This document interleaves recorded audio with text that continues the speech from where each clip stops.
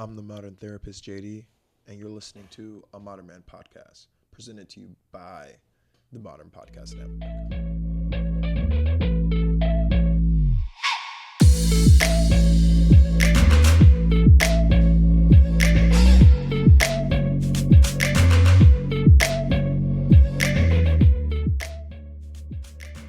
How are you doing today? Welcome. Thank you for tuning in wherever you may be listening.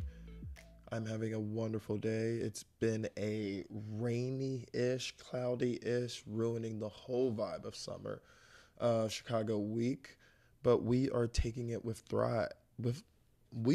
Just like the weather, we can't get it together. But we are taking it with stride. We are letting it come to us. We're embracing what comes with us, and again, taking it with stride. We're going with the flow, rolling with the punches. However many puns you want to and cliches you want to say in a row, we're doing those things. We are strutting right along. And on last week's podcast, we really dove into anger, how anger is protecting us, how anger is helping us, how anger is hurting us. And playing off that, a thing that usually is a sister, a cousin, a friend to anger is fear.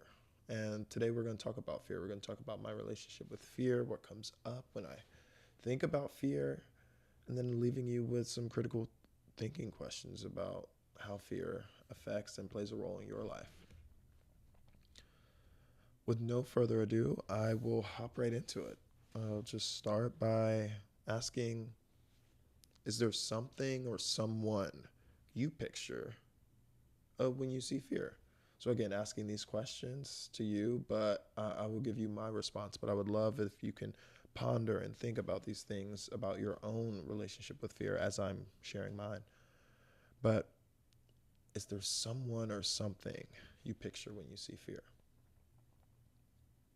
For me, it's this illustration that in the Southern Baptist Church, we were always believed to be hell.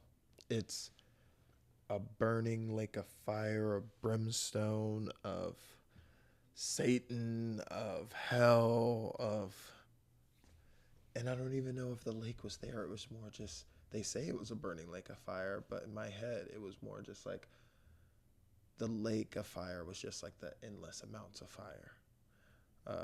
When I think in my younger interpretation, I thought it was actually also supposed to be a lake, because why would you say that? But I get it. But I just see fire, and it's not that it hurts or people are screaming in the fire. It's just there. Like in the summer heat, you get used to it. So when I see fear, when I see just this, oh no, that is what I picture. It's not apparent. It's not like falling off a giant mountain or an endless pool of debt, or even someone putting me in a concentration camp or something. No, it's still that thing that was ingrained in me when I was a wee little boy, and it's the burning lake of fire, the hell.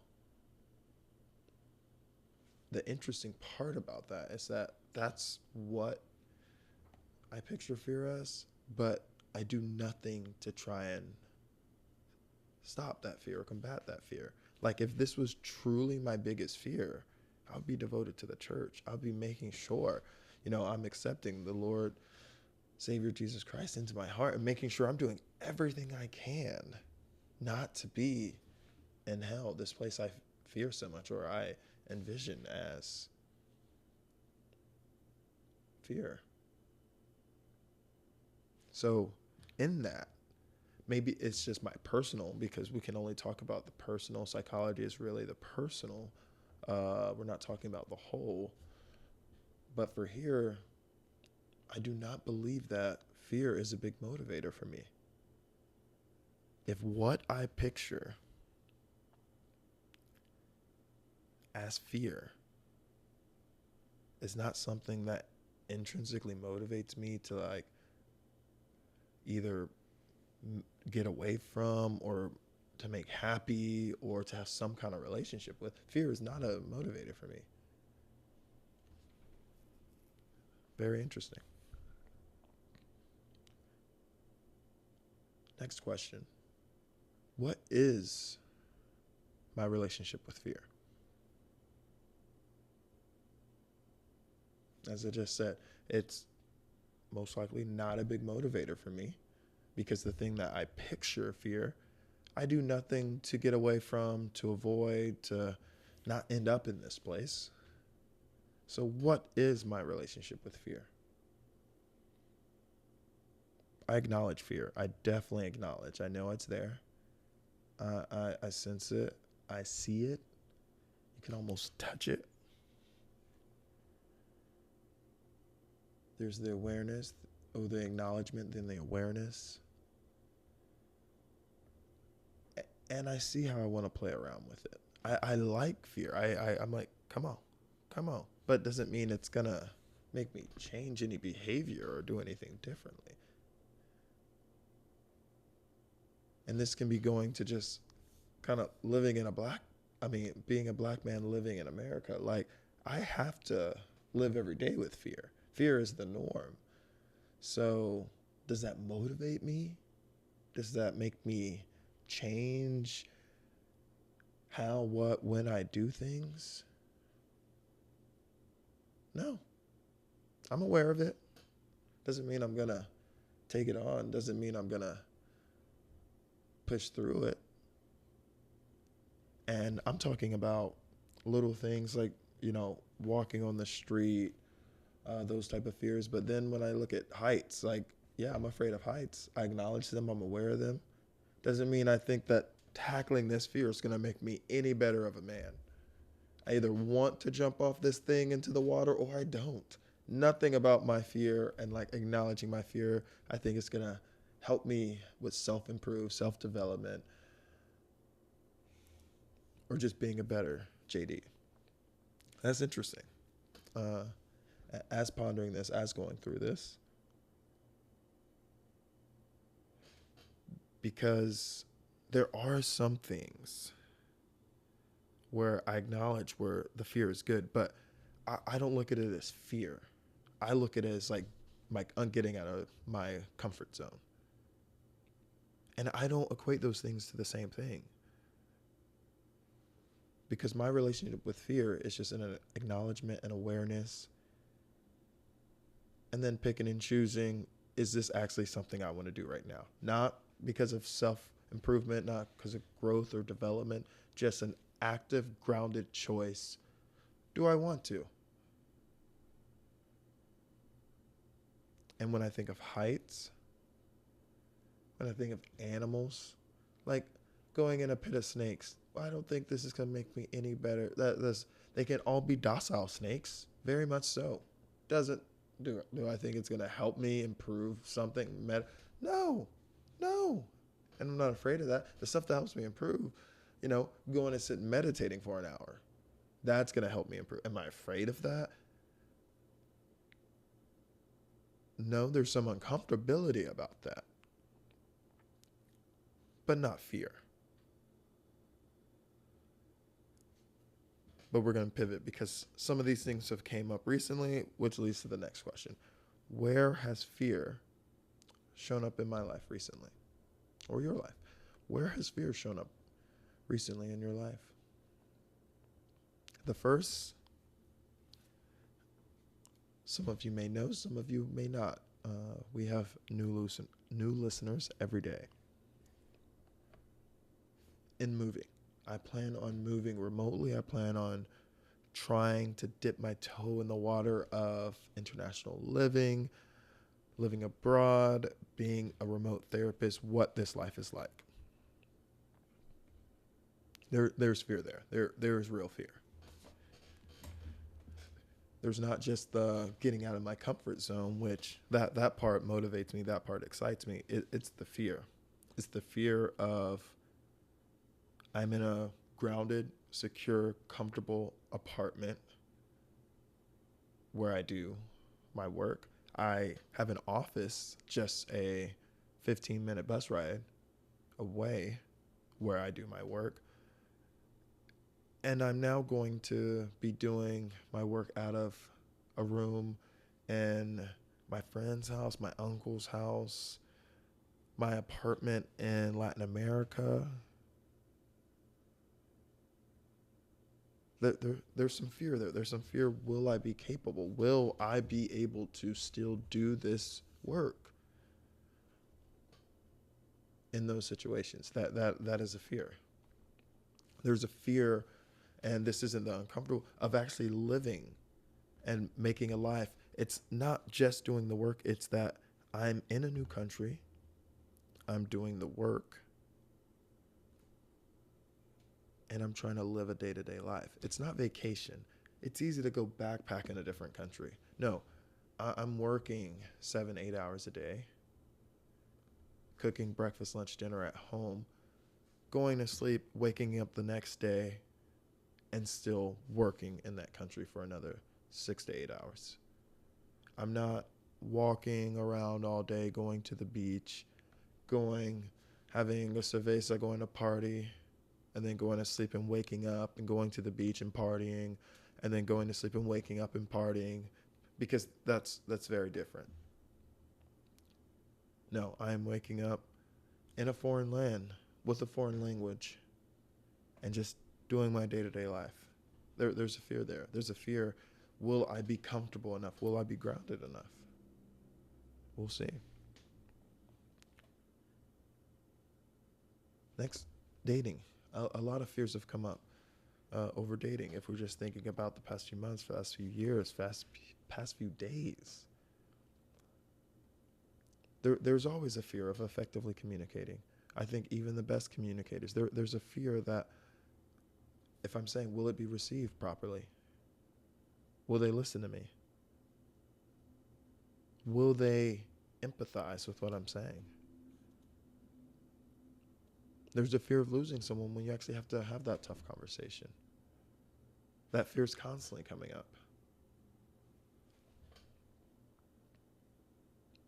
Next, where fear has shown up, say professionally. Not just with moving and trying to still do the career, the profession in a new location, but when you're at that point of growth, when you're at that point of really using, again, buzzword discernment of, okay, what clients to keep, what clients not to. Okay, do I want to do more groups? Do I want to do less groups? Do I want to do more trainings? How do I want to conduct myself in this field? This fear of, okay, am I making the right choice? This fear. It's not all or nothing. Yes, you're going to have some fails. You're not always going to be perfect, but it's still, the fear does come up. It's so scary. So just thinking about where fear has shown up in my life recently, it's this big move I'm planning for. It's just in dating and friendships, and then very much in just professional life. As you're constantly growing and changing, there's a fear there.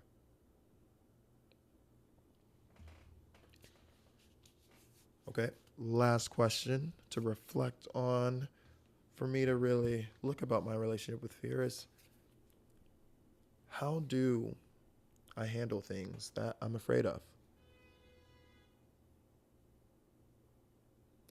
And I spoke about this earlier, talking about my relationship with fear. How do I handle things I'm afraid of? I would say I analyze them. Is the A's, just acknowledge, aware, and analyze. Did not mean for alliteration, but with that analyzing, like, how do I handle things I'm afraid of? Analyze it. Is this beneficial to me? Do I want to do this? As I said, I acknowledge them that, oh, I'm afraid of that shit. Yep. Yep, I'm afraid of it.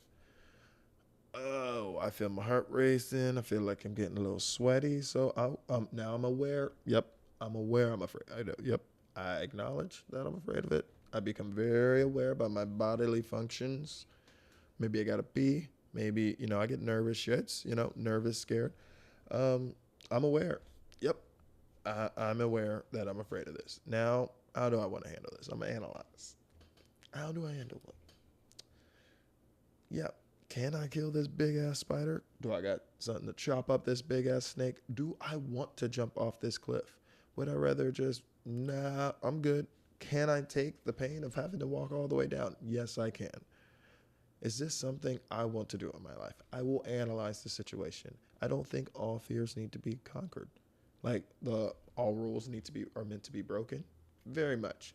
I agree with that statement. I do not agree with all fears need to be conquered because some fears will kill you. I'm talking to you. Some fears will kill you. Kill you, I tell you. Kill you. Yeah.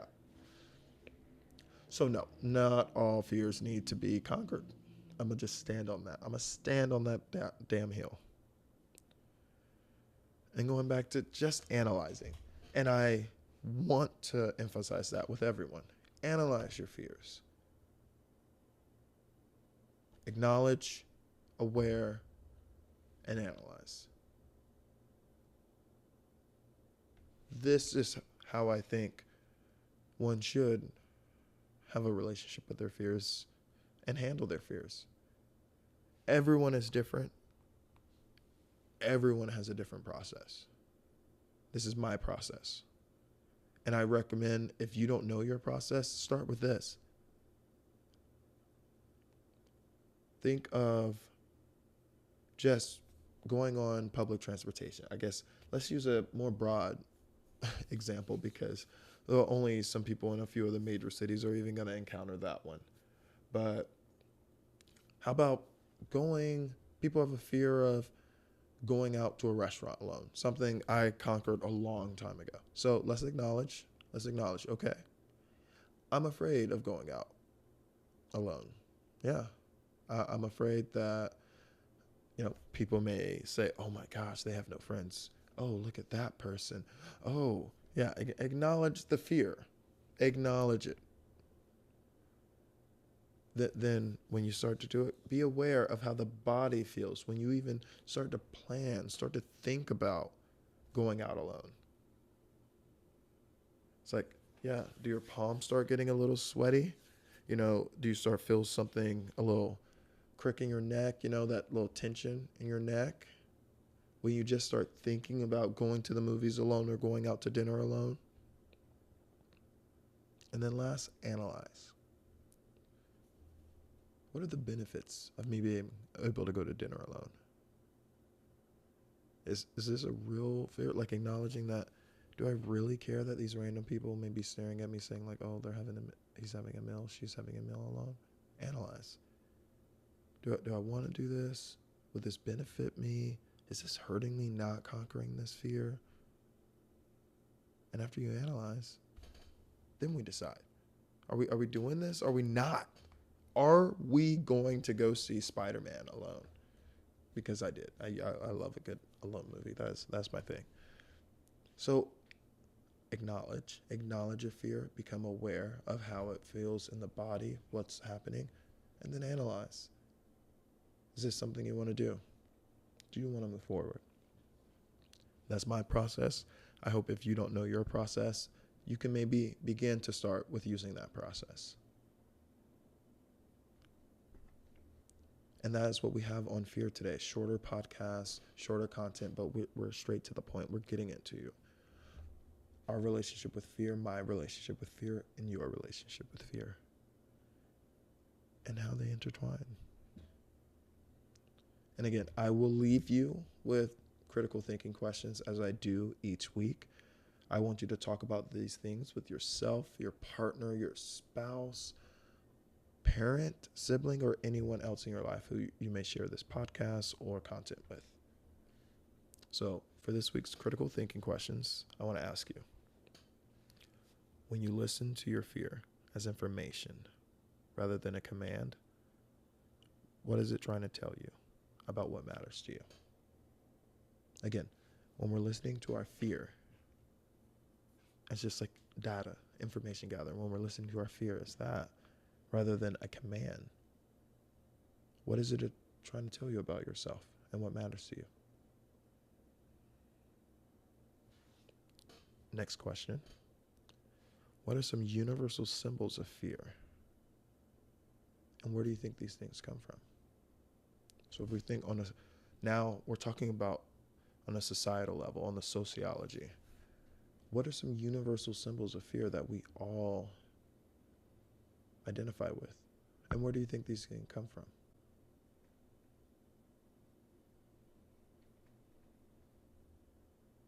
All right, thank you for listening. This was another episode of a Modern Man Podcast, presented to you by the Modern Podcast Network and the Modern HQ. My name is JD Ferrell. I am a licensed professional counselor in the state of Illinois, and it was great being with you today. Have a great week, and I'll see you next week. Take care.